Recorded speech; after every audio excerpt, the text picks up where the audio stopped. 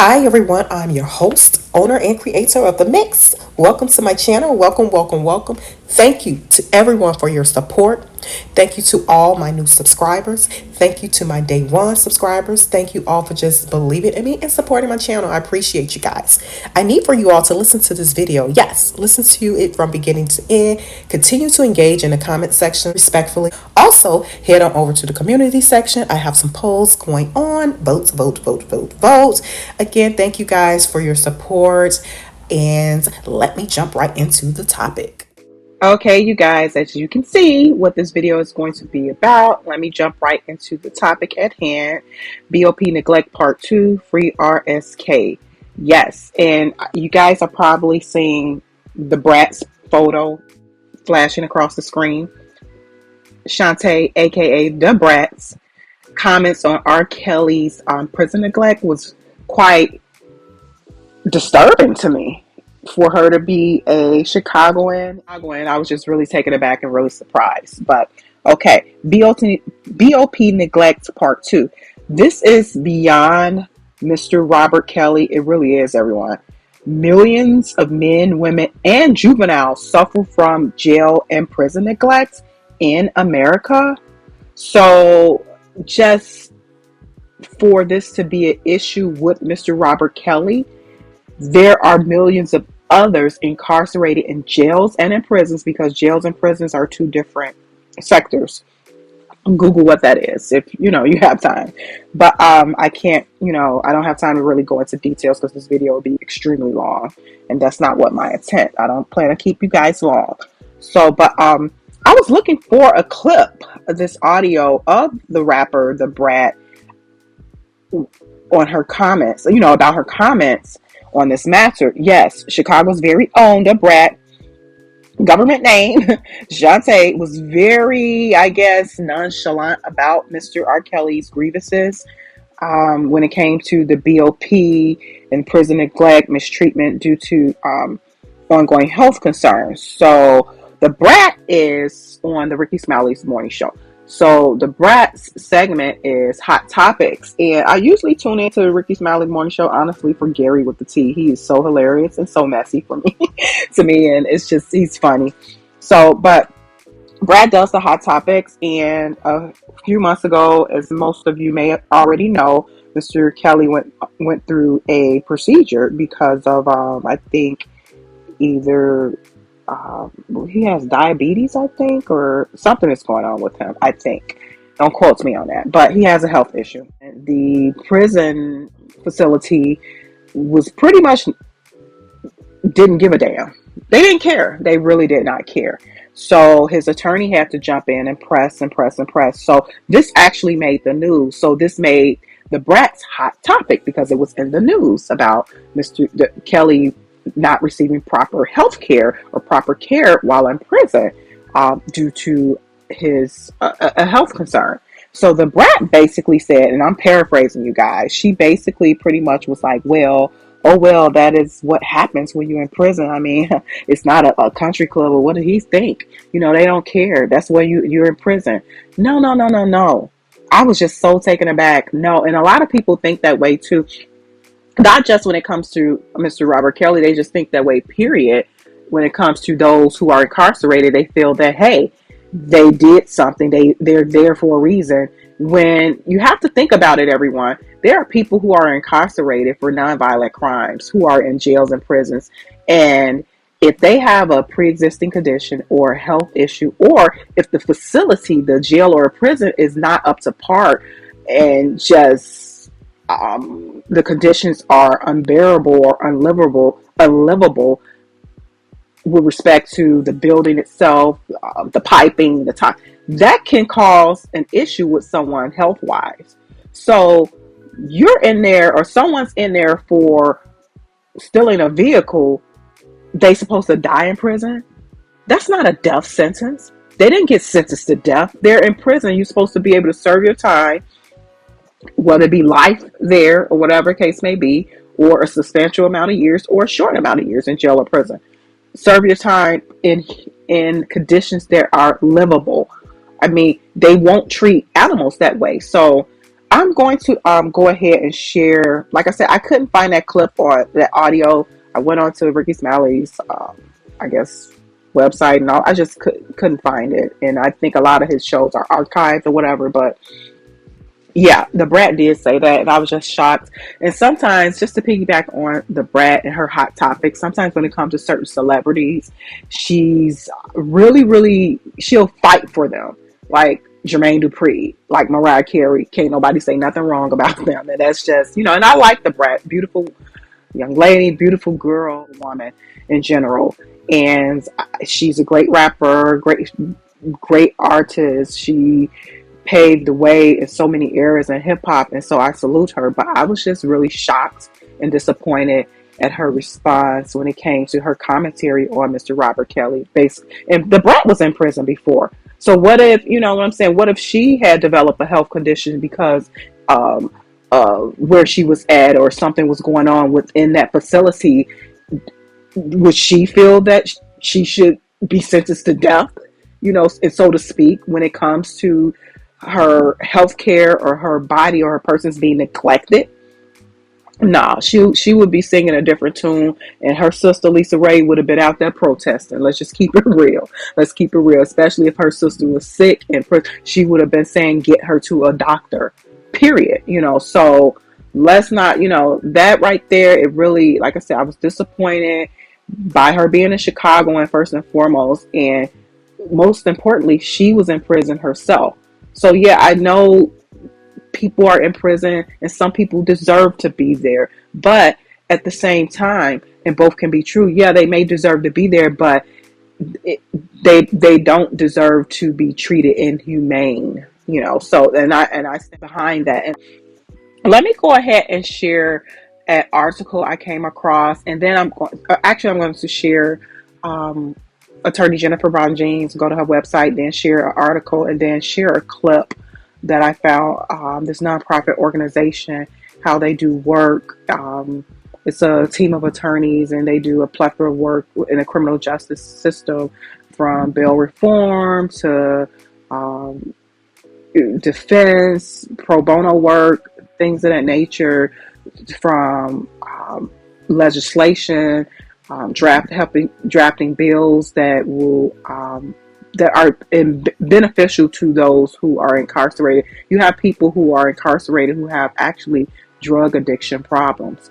So put them in jail when they got an addiction. They're not violent. They're not harming anyone. So, I mean, people, we just need to wake up and think. But let me go ahead and share this with you guys.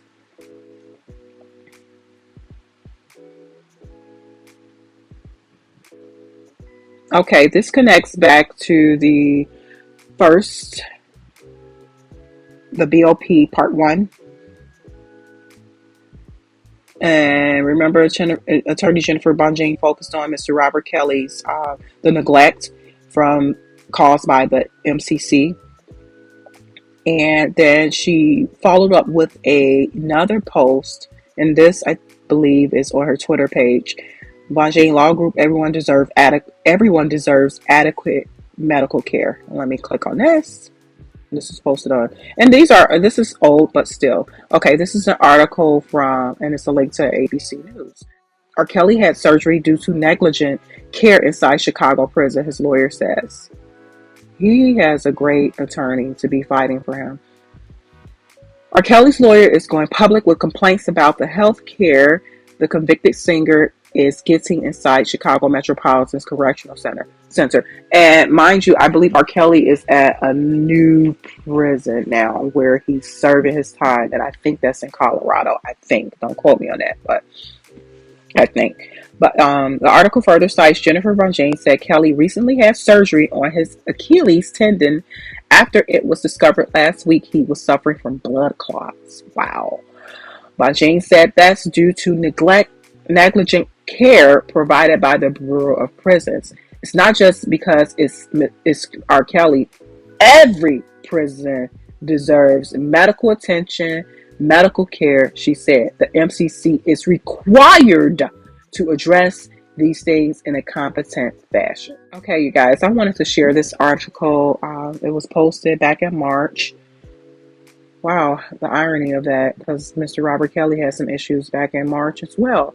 So this is West Virginia. Families of 14 inmates who died in West Virginia jail alleged negligence. And remember what I was just stating, and what that article stated, the ABC News article stated about how Jennifer Bonjean basically cited that all persons incarcerated deserve adequate medical care, medical attention, and not neglect. So this article cites families demand federal investigation amid reports of deplorable conditions, rampant violence, and inadequate medical services. Yes. Families of 14 inmates who have died in a West Virginia jail in the past year amid reports of deplorable conditions, rampant violence, and inadequate medical services are demanding federal investigation into what they say is negligence on the part of state authorities. You guys hear this? So again, this is a problem within the United States of America. This article is from theguardian.com as well. If you want to head on over here to read the article at your leisure. The article further cites recently the 14th death was recorded at the Southern Regional Jail in Beaver, West Virginia. Wow. Herbert Dawes, 48, who has been incarcerated for 3 months, died of causes that are not yet known. Oh my gosh. The alarming spate of deaths has triggered protests from the West Virginia's Poor People's Campaign, a branch of the nationwide movement. The campaign has joined bereaved families and other advocacy groups to file a complaint to the Civil Rights Division of the United States Justice Department, calling for a full federal investigation of the senseless and tragic deaths. The article further cites families working with the Poor People's Campaign have accused state officials of failing to thoroughly investigate the deaths.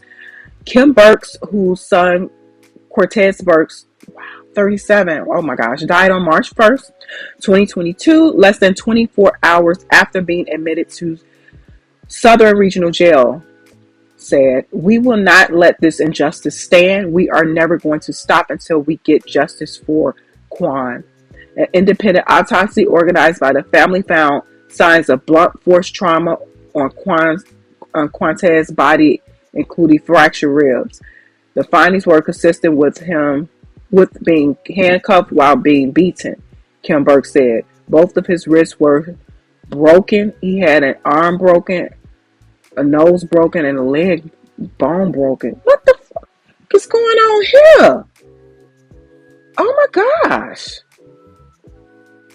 You go to prison to get what? In the past decade, more than 100 inmates have died in West Virginia regional jails. The spate of 13 deaths at Southern Regional Jail alone in 2022 marked a disturbing increase in mortalities, up from only one death at the institution in 2018. Goodness gracious. The Reverend William Barber, co-chair of the Poor People's Campaign, said that men and women being incarcerated at the jail were owed the right of equal protection under the law. Absolutely. They have constitutional rights. Well as civil rights, all of that, yes.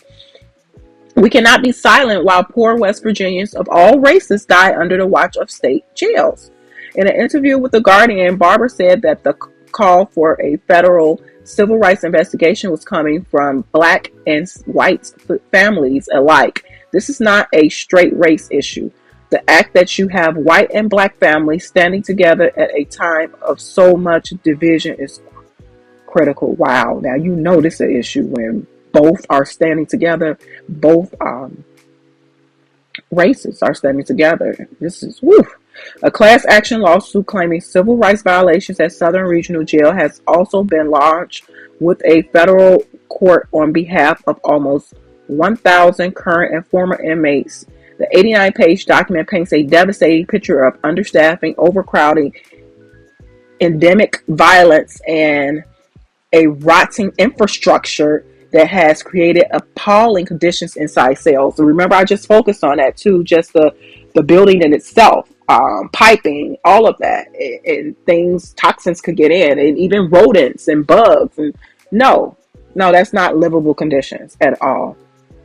Did they say the Department of Justice, they're going to get them involved? If not, they should get involved. Did I read that or not? Let me continue. A 1950s or 60s Russian Golik could not have been worse than 2023 West Virginia. Stephen New, co-counsel in the lawsuit, told The Guardian prisoners are killing each other and themselves. Guards are instructing female gangs to beat up female prisoners. Is wow, what the heck kind of is that? Represents the family of Kimberly Gilley, who died in December at Southern Regional Jail after she was allegedly brutally sexually assaulted by other female inmates looking for drugs they suspected were hidden inside her body. Gilley was being held in custody for a parole violation on on an original shoplifting charge. New said that after the attacks, she received inadequate medical care. There is no death penalty in West Virginia, New said. Kimberly did not deserve the death penalty for shoplifting. Woo! I'm going to stop it right there, you guys, with this. Head on over here to amp.theguardian.com for the full article, again, to read it at your leisure. Okay, everyone. So, what are your thoughts on this? Like I said, this B.O.P neglect, the MCC, hopefully, and I know justice delayed is not justice denied. I'm sure Attorney Jennifer Bonjean is all over this because they need to be held accountable. They do. When someone, like I said, is incarcerated, whether it be jail or prison, they have to have adequate living conditions. They do, regardless if they're actually guilty or not. And as you can see in that article, the lady who was in there for parole violation or probation violation, basically due to shoplifting, went to prison, got beat up, and brutally attacked. And due to lack of medical care, she's dead. That's some bull. That's bullshit. It shouldn't be happening at all. It should not be happening. So, what are your thoughts? Like this video, share this video. I'm going to go ahead and share this video with you guys. I think it's called appleseed.com, something like that. Let me see. Give me a second. Okay, you guys, this is it. ChicagoAppleseed.org. Our work, we find anti-racist solutions to systematic injustices and fight for their implementation. Again, this is Appleseed. ChicagoAppleseed.com is a group of attorneys. Let me go ahead and click here. About us, our board. This is your board. These are people on our board. A lot of them are attorneys. This is some of the work they do. Access to justice, family law, civil liberties, and police accountability. As you can see, criminal justice, immigration court reform. They do collaborations. Future Justice Lawyers of Chicago. Click on collaborations. They collaborate, I think, with the community initiatives. This is for August 22. This is an old article on their website, but it states Federal Monitor Report, lack of care, outright neglect of health and safety of people imprisoned by IDOC violates human rights. On August 5th, 2022, a federal court held the Illinois Department of Correction, that's the IDOC, not the MCC, in civil contempt of court for failing to comply with the requirements of a consent decree aimed at improving the unacceptable level of medical care provided for people in IDOC custody. The lawsuit, originally filed in 2010 by Uptown's People's Law Center, aims to completely overhaul the healthcare system that serves the approximately 30,000 people in Illinois prisons. The contempt order comes in conjunction with the fifth report issued by the Federal Monitoring, which paints a dismissal picture of the level of care provided in Illinois prisons. The lack of care and outright neglect of the health and safety of the people in IDOC custody is a human rights violation. The federal monitor's scathing report notes, among other things, that the IDOC has failed to provide necessary information to the federal monitor IDOC failed to provide documents responsive to over 80% of the monitor's requests for information in January, including basic information like administrative directives and forms currently in use. Number two, there is no statewide plan for the care of elderly patients with severe disabilities or end-stage chronic illness. Infirmary capacity is being used for these patients, taking up beds and leaving other people in IDOC custody who need medical care in general population. Yes, you guys, so there you have it. This is ChicagoAppleseed.org, an advocacy for those who are less fortunate or who are going through or experiencing or who have experienced injustices within the criminal court system, within the jails and prisons as well. So, but let me go ahead and share some clips of this from their YouTube channel. The system is breaking down. We hear from attorneys who are in those courts every day to hear where the system is breaking down, what problems are not being addressed. Lawyers represent people in court all the time, and it's always good to have great legal representation. But if the underlying system is unjust, it doesn't matter how great your attorney is. So as a former trial attorney? Okay, and that's what I've focused on before, and quite a few of my videos is the system in itself. Even with a great attorney, it's good to have a great attorney. It's good to do your due diligence, but that attorney must fight, and sometimes the attorney will have to fight against a machine. Sometimes the attorney may have to throw a judge under the bus. Sometimes your legal counsel may have to throw his colleagues under the bus. Colleagues meaning other legal professionals in the industry under the bus if they're not doing their job. But that's when the advocacy comes into play of what type of attorney you have, So let me continue. Point example, case in point, attorney Jennifer Bonjean. She got middle fingers in the air for whoever representing Mr. Robert Kelly. She's representing him well. So here we go. That's the type of attorney you need. You see, she calling everybody out on a bullshit. But let me continue. I work at Appleseed because Appleseed has a real gift for looking at the court system and finding the issues, the things in the court system that are not working and that are affecting a very large number of people, and working with both system players and communities to figure out how to fix them. And I appreciate that as a trial attorney who used to run into some of the same problems with client after client after client. Almost every project that we work on, we have partner organizations, community-based organizations, pro bono attorneys, large law firms, small law firms, judges, all coming together around one issue, which is systemic court reform. At Illinois Justice Project, we do criminal justice reform, and there just really isn't a better partner than Chicago Appleseed for that work. We do work on things like bond reform, access to counsel, fines and fees reform. We do all that stuff with Chicago Appleseed. We tend to work in coalitions in the criminal justice world, and there really just isn't a better partner than Chicago Appleseed to get that stuff done. To bring about the end of unfair imposition of court costs, fines, and fees on people least able to afford them. Notably, Chicago Appleseed has been able to keep hundreds of individuals out of prison through its Access to Community Treatment program that serves as a drug diversion program instead of sending those individuals to prison. 26th Street doing the Access to Community Treatment Court, but also since I've been in the Domestic Relations Division. Through the help of Chicago Appleseed and also Judge Grace Stickler, I was able to get 2 hearing officers assigned to my courtroom, which has immensely helped the pro se litigant population that come out there to get their cases heard and issues resolved relating to on systemic reform issues. Our justice system to make it better for all individuals. We at Chicago Appleseed always tell lawyers that they should be doing 2 kinds of pro bono work each year. We clearly want people to represent individuals in pro bono matters.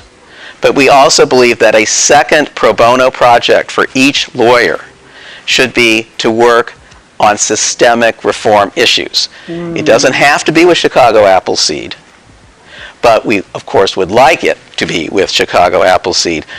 But the most important thing is that lawyers have special skill sets that are very compatible with bringing about changes in our legal system. And we hope that lawyers will use those skills, and Chicago Appleseed provides a vehicle to do that. Okay, you guys, there you have it. There you have it. That's chicagoappleseed.com. Head on over to their website. I just wanted to connect that with this overall topic regarding Mr. Robert Kelly, the B.O.P neglect, and pretty much overall the criminal justice system, the injustice that he's experiencing while being incarcerated. That's one part of it, and the major part of it, which is the result of being incarcerated, is the malicious prosecution he went through from a federal level, from not only Chicago but New York as well, and almost damn near the state too. So, but of course the state dropped the charges, and rightfully so.